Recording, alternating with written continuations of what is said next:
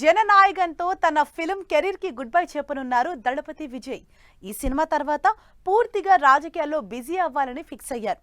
ఓవైపు అభిమానుల అంచనాలు, మరోవైపు విజయ్ పొలిటికల్ కెరీర్ అన్నీ ఈ సినిమా మీదే. మరి జననాయగన్ పొలిటికల్ గా విజయ్ కి మైలేజ్ తీసుకువస్తుందా?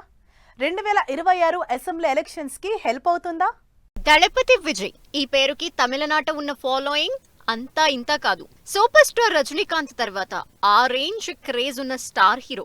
ఇంతటి స్టార్డమ్ ఉన్న విజయ్ త్వరలోనే సినీ జర్నీకి గుడ్ బై, పొలిటికల్ గా బిజీ కావాలని డిసైడ్ అయ్యారు. ఇందుకోసం తమిళగ వెట్రి కళగం పార్టీని స్థాపించిన Vijay 2026 Tamil Nadu assembly elections target గా ప్రణాళిక సిద్ధం చేసుకున్నారు.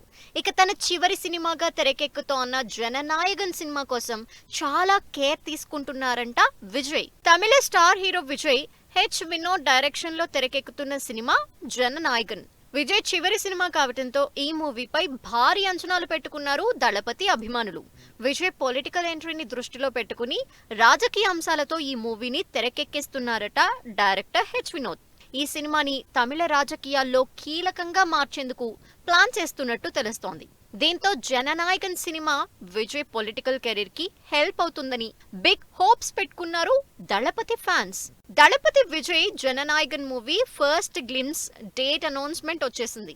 జూన్ 22 ఆదివారం మధ్యాహ్నం 12 గంటలకు ఫస్ట్ గ్లిమ్స్ రిలీజ్ చేస్తున్నట్టు ప్రకటించారు.